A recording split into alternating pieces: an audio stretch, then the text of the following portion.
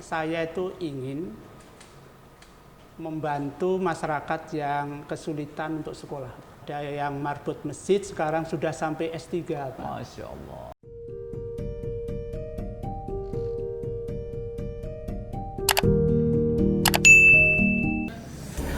Assalamualaikum warahmatullahi wabarakatuh, bro dan sisi semua. Selamat pagi semuanya. Semangat. I'm coming again in my YouTube channel. Nah, pagi ini saya mau ngapain sih? Saya mau pergi ke tempat sahabat saya, namanya Pak Haji Darsono, dan beliau adalah sosok yang sangat inspiratif sekali. Karena kenapa? Beliau membangun suatu universitas yang keren, yang terbesar di Jabodetabek, dan harganya sangat terjangkau. Karena kenapa? Karena niat dia yang sangat tulus untuk bisa memberikan pendidikan kepada anak-anak muda yang kurang mampu, keluarga yang kurang mampu, sehingga kesuksesan diraihnya. Pokoknya teman-temanku semua, ayo kita lihat cerita yang sangat inspiratif. Mulai dari nol sehingga sampai mencapai puncak kesuksesan. Dengan apa? Dengan karena kebaikan-kebaikan yang dia tanam. Niat karena Allah Subhanahu wa Ta'ala, sehingga universitasnya menggurita. Ada di Pamulang, Universitas Pamulang 1, Universitas Pamulang 2, dan yang ketiga akan dibangun di Serang dengan luas 400 hektar. Akan menerima mahasiswa-mahasiswi sebanyak 150.000 mahasiswa, bro dan siswa. Bayangin 150.000 mahasiswa. Oh my God. Sekarang aja sudah punya hampir 100.000 mahasiswa dan mahasiswi. Sekarang akan ngebangun 150.000 mahasiswa. Yuk ikutin saya bagaimana cerita perjalanannya beliau. Pokoknya keren banget, ini orang yang sangat sosok yang sangat sederhana. Dan di belakang layar ternyata bisnis pendidikannya. Teman-temanku semua, ikutin saya. Terima kasih. Assalamualaikum warahmatullahi wabarakatuh.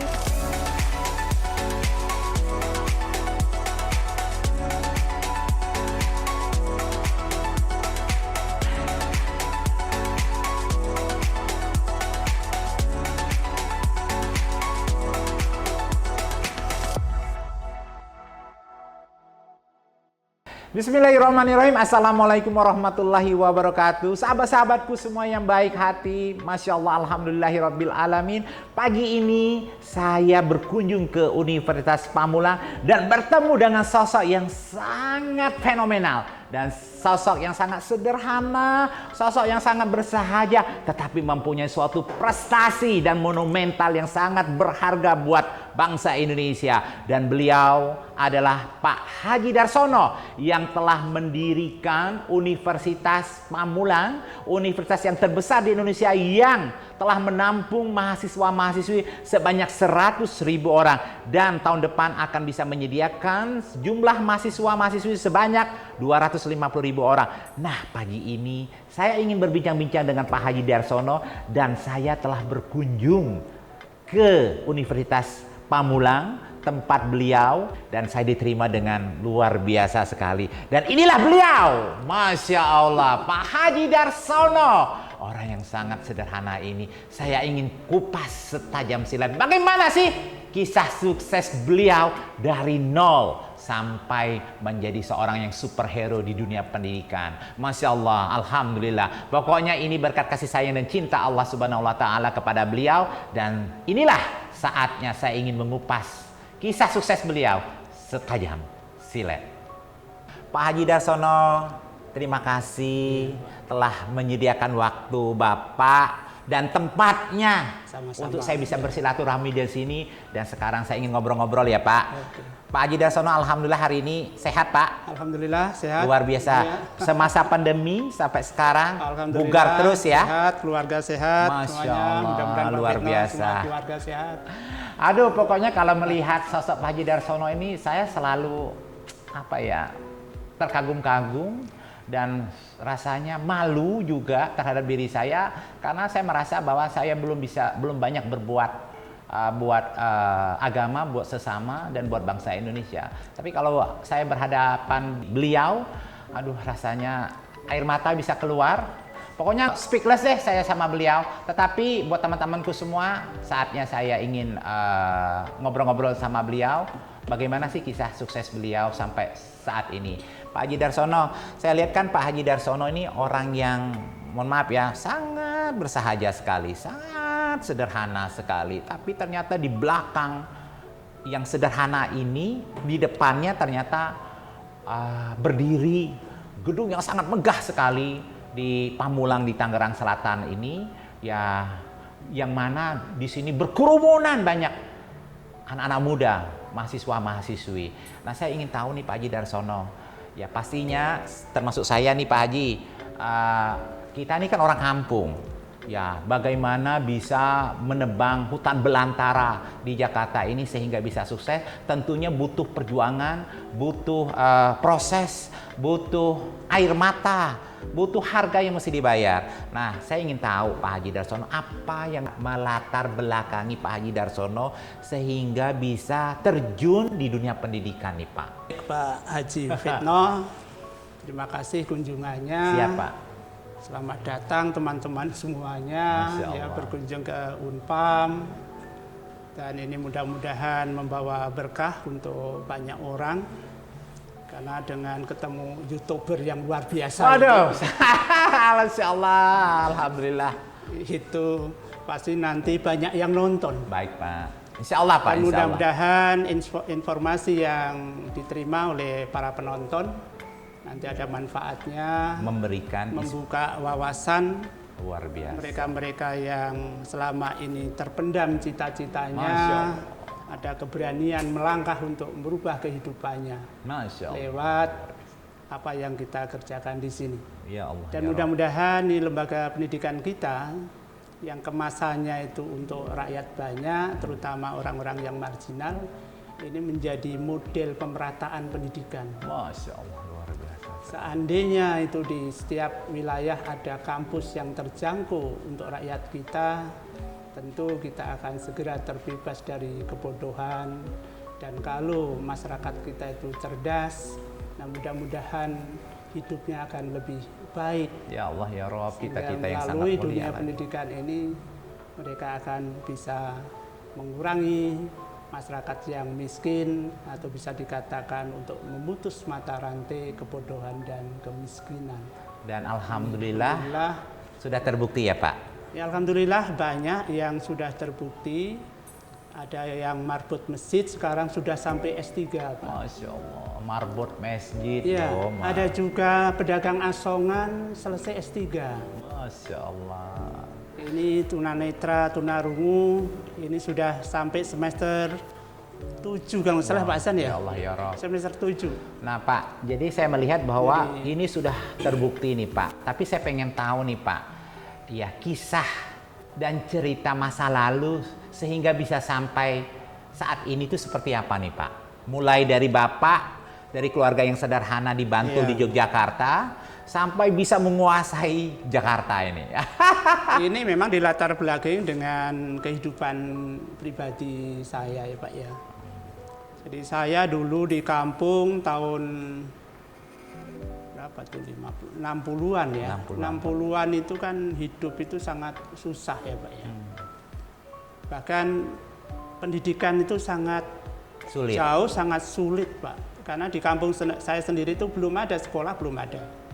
Jadi sekolahnya itu kayak ya bimbingan belajarnya pindah-pindah rumah. Kalau desa Bapak ke Yogyakarta berapa jauh Pak? Dari Enggak Bantul? jauh, enggak jauh ya Pak cuma ya? pada waktu itu memang masih sangat terisolir ya. Oke Pak. Itu transportasinya sangat sulit ya, kemudian juga informasi juga sangat sulit ya, karena memang sekolahan juga belum ada. Memang kondisi negara kita saat itu kan memang seperti itu. Ya, gitu. seperti itu ya, baik Pak. Nah, saya sendiri sadar kalau kita itu tidak merubah cara berpikir kita, kemudian juga cara kehidupan kita, tentu kita mewarisi orang tua itu ya nanti akan makin kecil, bukan akan sama lagi, makin kecil. Makin kecil malahan Pak. Karena ya. saya itu 9 bersaudara. Oke. Kemudian orang tua itu punyanya itu kalau kita terima apa adanya seperti itu, tentu nanti warisannya itu akan dibagi 9. Wah. Ya tentu kan tidak udah akan, kecil dibagi lagi 9. Iya baik Pak. Oke. Sehingga pasti itu harapan untuk hidup yang lebih baik itu tidak ada harapan. Oke. Sehingga nah, kesadaran saya itu pengen sekolah.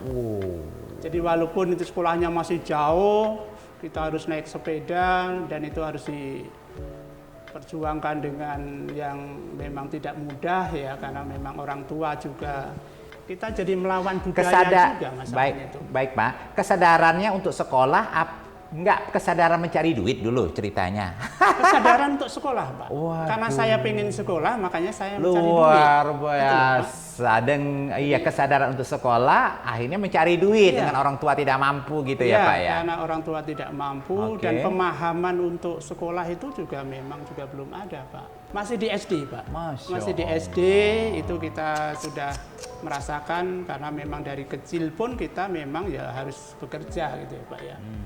Jadi orang tua itu memang mendidik keras kita harus bekerja, jangan sia-siakan waktu, jangan sia-siakan kesempatan, karena itu untuk memperjuangkan kehidupan juga nggak mudah waktu itu. Dan akhirnya bisa sekolah SD, SMP, SMA Pak? Ya, sekolah SD, SMP, SMA itu pun sambil kerja Pak itu. Sambil kerja. Sampai SMA itu orang tua sudah kurang begitu mendukung. Ya, tapi kita pengen sekolah. Akhirnya ya tetap kita ya udahlah bagaimana caranya, walaupun orang tua nggak mendukung, kita sambil kerja untuk bisa sekolah. Nah memang ada yang ikuti arahan orang tua, yang terima apa adanya. Ya, kebetulan saya mungkin waktu itu termasuk anak yang agak melawan ya. Melawan tetapi demi karena saya memang pengen kebaikan ya. Kebaikan itu. Sehingga sempat orang tua juga tidak berkenan, ya tidak boleh, akhirnya saya disuruh keluar dari rumah, ya nggak boleh tinggal di situ, nggak boleh juga ikut kerja dengan orang tua. Ya sudahlah kita mandiri. Setelah selesai kuliah. Setelah selesai kuliah. Saya kuliah di UNJ Jogja, sekarang ya, dulu IKIP Jogja. Nah perjalanan antara SMA ke Universitas Jogja tadi itu prosesnya gimana Pak? Kan Bapak kan tadi katakan bahwa orang tua nggak punya uang.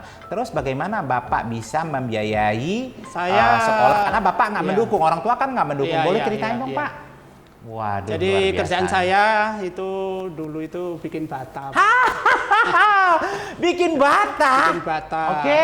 Bikin bata waktu masih kuliah. Masih kuliah ya. Bikin bata, dan kebetulan itu saya bikinnya itu nggak di pinggir jalan, akhirnya kan kalau sudah dibakar itu kan kita pikuli di pinggir jalan supaya laku Pak itu. Jadi pagi-pagi sebelum kuliah kita sudah bikin bata dulu. Ngomong-ngomong, nggak jalan-jalan nongkrong zaman dulu waktu masih remaja. Nggak ada. Hah? Jadi saya kehilangan masa kecil saya, Pak. Sama dong sama saya. Kita sibuk belajar dan bekerja ya Pak. Iya. Jadi kalau teman-teman tuh pada main itu bola, main kasti ya dulu kasti. Saya nggak pernah. Masya Allah. Jadi waktunya memang untuk bekerja dan untuk sekolah. Nah Pak, saya tuh melihat sosok Pak Haji Darsono ini kan saya lihat tuh sangat sederhana. Nah saya pengen mengupas sedikit nih Pak, pada waktu masa kuliahnya Bapak. Boleh tahu Pak, pada waktu masa kuliahnya Bapak dengan Bapak sambil kerja kayak seperti itu, Bapak seperti apa sih sekolahnya? Apakah menjadi bintang nggak Pak pada waktu jadi dulu, mahasiswa Pak? Itu saya kurang gaul ya Pak ya. Sama dengan kamu. Kurang gaul. Karena saya juga agak minder juga. Masya Allah. Tapi pada saat minder itu mengumpulkan kekuatan gitu loh ya. Saya akan tunjukkan, sepertinya biasanya begitu ya Pak? Iya. Jadi itu kita nggak bisa tampil kayak teman-teman, ya mereka bergaul, mereka pacaran. Yang saya pacari juga mungkin juga nggak mau juga. Nah Pak Haji Darsono, saya melihat bahwa Pak Haji Darsono yang sangat sederhana pada waktu kuliah ini, terkadang ya dengan kesederhanaan ini banyak orang melihat tidak percaya bahwa Pak Haji Darsono ini sukses gitu, mempunyai gedung yang luar biasa besar, dan sekarang saya lihat akan ngebangun universitas terbesar di Indonesia yang akan bertempat lokasinya itu di Serang dengan luas hampir 400 hektar. Kayak begitu. Ini amazing sekali sih Pak menurut saya, yang didanai oleh uang sendiri nih, uang sendiri, ingat ya,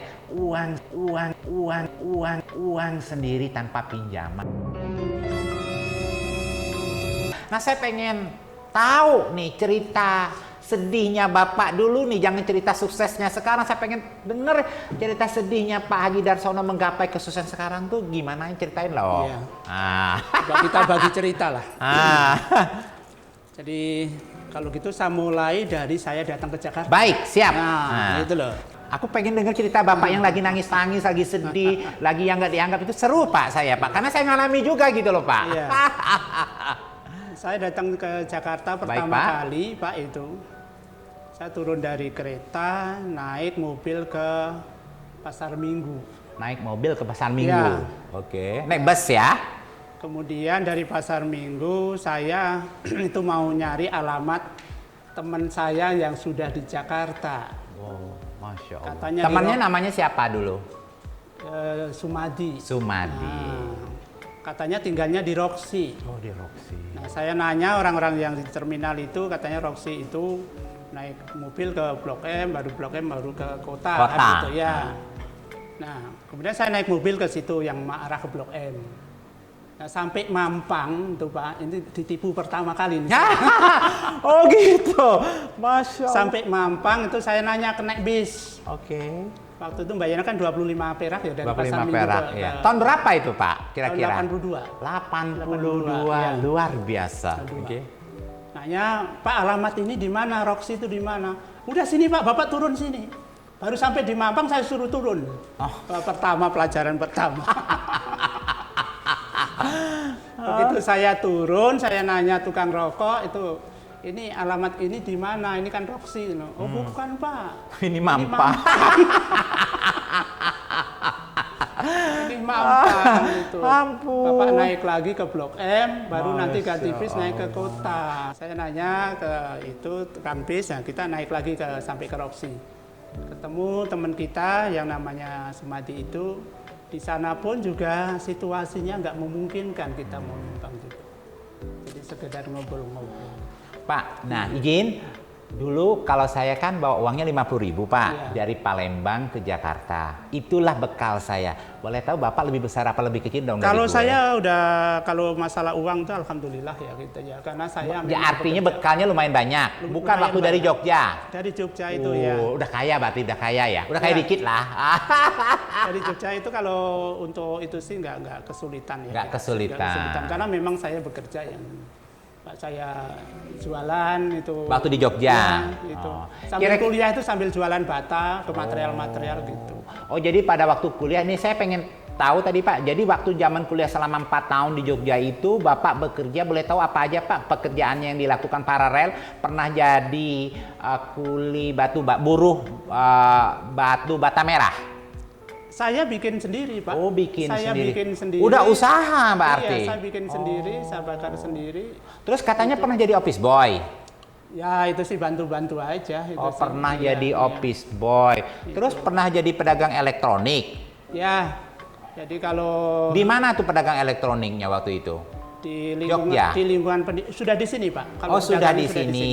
Jadi saya ke Jakarta ini, saya sebelum mendapatkan tempat kerja di Oke, kantor. baik Pak.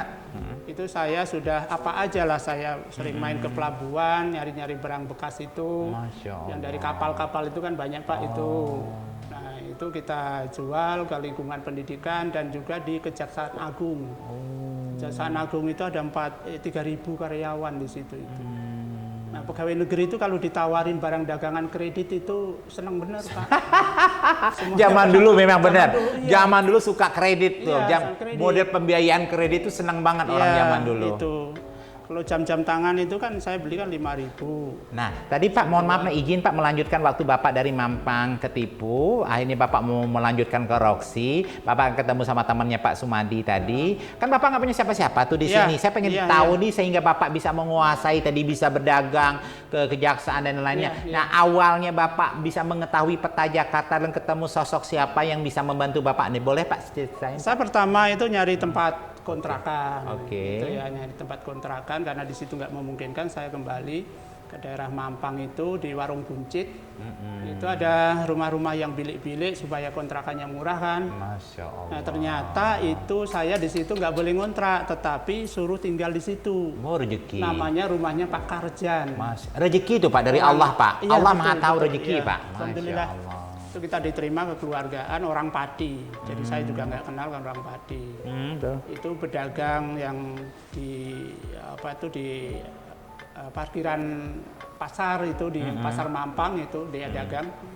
Jadi kalau pagi-pagi udah diusir sama itu kebersihan itu kan yang buka lapak-lapak itu loh Pak. Iya, itu. baik Pak. Nah itu anaknya 12 itu Pak.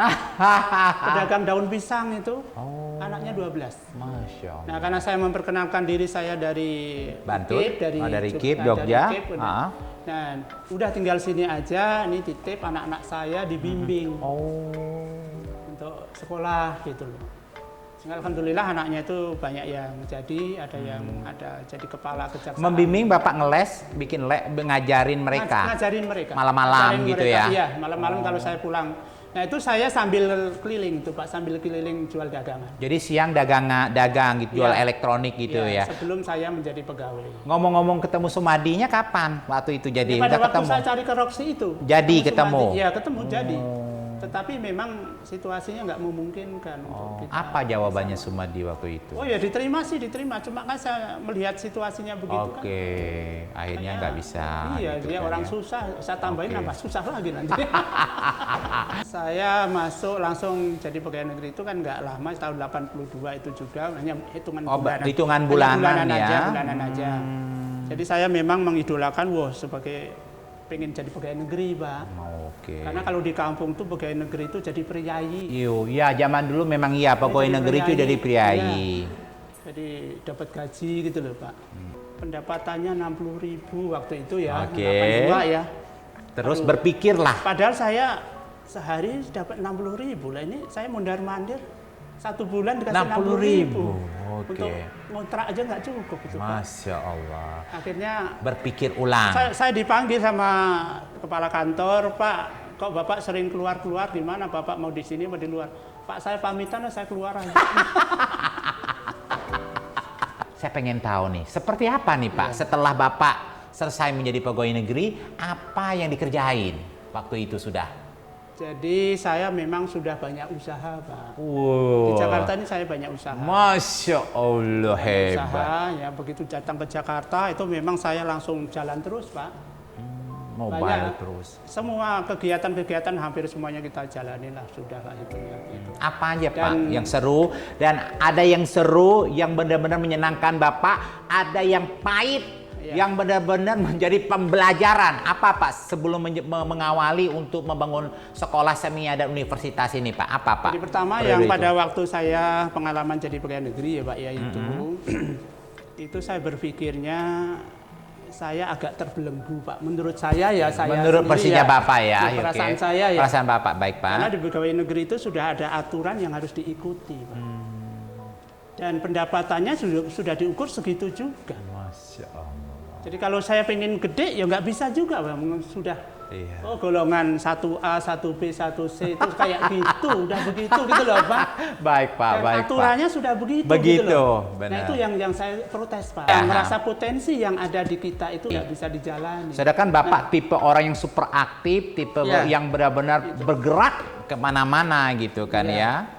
Jadi saya protes itu, makanya saya putuskan, waduh kayak saya nggak cocok. Walaupun tadinya itu kita beranggapan, wah jadi pegawai negeri itu enak, jadi priayi kan gitu loh, dihormatin orang. Tetapi ternyata di luar pegawai negeri ada juga yang enak, yang lebih enak juga, lebih enak juga gitu ya. Jadi kalau pegawai negeri kan itu 1 bulan hanya terima gaji sekali Pak. Ya. Saya pengennya tiap hari pengen terima duit. Tapi kan ingat, terkadang high risk, high return. Ya tidak semuanya orang terkadang pada saat keluar di zona nyaman sukses, karena terkadang banyak juga mereka gagal dan akhirnya putus asa kembali lagi ke zona nyaman biasanya kan. Memang di perjalanan itu tidak semuanya langsung sukses tuh pastilah itu Pak itu ya. Dan kegagalan itu kan tergantung masing-masing menyikapinya. Menyikapinya, Ya. luar biasa. Jadi Di balik sosok yang sederhana ini keluar kata-kata pamungkas yang langsung menusuk jantung dan sanubari. Luar biasa sekali, gila. Gue gak nyangka banyak kata-kata yang dahsyat keluar dari sosok yang sangat bersahaja ini. Oke Pak, dilanjutkan Pak. dan teman-teman yang kebanyakan gagal itu karena dia tidak mau bangkit lagi. Masya Allah. Kalau mau sukses ya begitu jatuh ya harus bangun lagi. Iya, Kan gitu benar. loh. Baik, setuju Pak. Sehingga nanti itu akan menyampailah ke tujuan kita. Karena ketika kita jatuh ya nggak bangun ya tentu itu wassalam. Terkadang Pak, Situ. seperti yang saya bicarakan 100 kali dalam suatu perjalanan kita, 99 kali gagal dengan buku hitam kita, 99 kali, tapi dengan keberhasilan 1 kali akan menghapus buku hitam kita, di atasnya adalah buku putih. Biasanya seperti itu ya lah Pak ya. Jadi kesuksesan 1 kali itu bisa melupakan 99 kali kegagalan kita. Dan makin menyadarkan kita Pak bahwa kegagalan itu bukan apa-apa lah ya. Itu Jangan adalah- takut dengan kegagalan. Itu adalah pelajaran-pelajaran yang harus kita jalanin, that's harus right. kita terima, dan itu akan meningkatkan kemampuan kita untuk lebih sukses lagi. Semangat anak muda Indonesia dan para netizen subscriber saya. Jangan lupa, jangan pernah takut dengan kegagalan. Kegagalan itu membuat diri kita akan menjadi lebih kuat lagi untuk bisa menggapai kesuksesan selanjutnya. Jadi setelah saya keluar dari pegawai negeri Pak, itu saya membesarkan kegiatan-kegiatan kita yang memang sudah kita rintis. Oke. Ada kegiatan yang secara ekonomi itu sangat prospek ya. Secara ekonomi. Izin Pak, tadi saya pengen dengar aja nih Pak. Kenapa sih Bapak ingin membangun sekolah? Itu dulu pertanyaan saya Pak. Oh. Kan Bapak kok larinya ke sekolah, bukan membangun usaha-usaha yang telah Bapak kerjain kemarin-kemarin menjadi seorang pengusaha, UMKM deh maksudnya dulu. Kok larinya ke sekolah? Nah ini saya pengen dengar cerita nih Pak, apa niatnya Bapak sehingga pindah jadi usaha batu bata, pedagang elektronik, sehingga kembali lagi ke sekolah. Karena menurut saya kalau berbicara dari sisi bisnis, sekolah itu return of investment-nya baliknya lama. Kalau berdagang cepat. Nah, saya pengen tahu dan dengar niat Bapak tuh seperti apa sih keluar setelah Bapak jadi pegawai negeri ini, Ya. Pak? Kenapa saya bangun sekolah? Ya, memang dari awal saya itu ingin membantu masyarakat yang kesulitan untuk sekolah. Membantu masyarakat kesulitan untuk untuk sekolah. Itu dari dasar pengalaman hidup saya. Pengalamannya hidup Haji Darsono. Saya itu sekolah itu sangat sulit, Pak. Baik, Pak. Dan ini pasti dirasakan oleh banyak orang. Keluarga-keluarga yang sangat Ya, miskin gitu ya, Pak. banyak ya? orang. Banyak orang. Jadi semua orang juga pengen pinter, ya pengen sekolah, tetapi kesulitan. Oke, Pak. Nah, saya punya niat ingin membantu mereka yang kesulitan seperti itu. Masya Allah. Jadi semua kegiatan saya, semua usaha saya memang akan mewujudkan angan-angan saya itu, Pak. Oke. Jadi saya bisnis, saya cari duit, siapa itu dalam rangka mewujudkan angan-angan Masya saya Allah. untuk membantu mereka-mereka yang marginal seperti itu. Dan kalau mengumpulkan uang untuk bangun sekolah itu jangan dibayangkan, oh ini 500 miliar langsung kita siapin 500 miliar, enggak begitu juga. Luar biasa. Nah inilah yang kadang-kadang itu cara berpikir teman-teman itu Salah. punya angan-angan, waduh Sempurna. sudah. Nah, pengen betul, angan, Pak. pengen punya angan-angan perfect. Jadi sudah silau duluan. Sudah gitu loh, silau Pak. duluan. Sudah silau duluan, Oke. akhirnya nggak berani melangkah. Oke. Padahal nggak Harus begitu. melangkah dulu, Harus berproses melangkah dulu. sehingga Harus menunggu melangkah. kesempurnaan. Jadi Baik. semua itu pasti dari awal, semuanya Oke. pasti dari kecil. Nah. Tidak ada Pak Fitno yang sekarang itu kalau dulu nggak jualan bumbu nggak. Pak, saya bangga dan senang dengan masa lalu saya. Bapak juga bangga dan senang dengan masa lalu, Pak ya. Pak, itu. Luar biasa.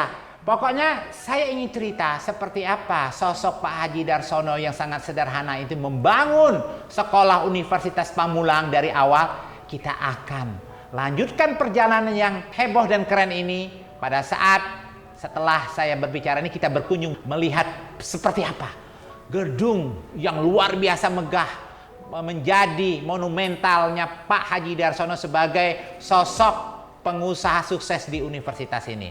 Yuk ikuti percakapan saya sambil melihat seperti apa sih suasana Universitas Pamulang dan seperti apa sosok Pak Haji Darsono setelah keluar menjadi pegawai negeri membangun Universitas Pamulang menjadi universitas yang terbesar di Indonesia. Yuk, terima kasih.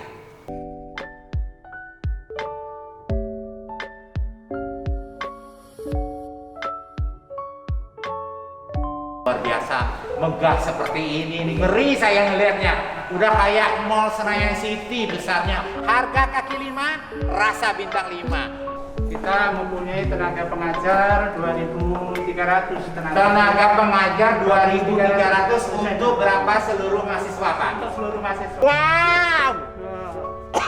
Inilah yang Wow. masyarakat kita. Pak, duduk sini dong, Pak. Ya.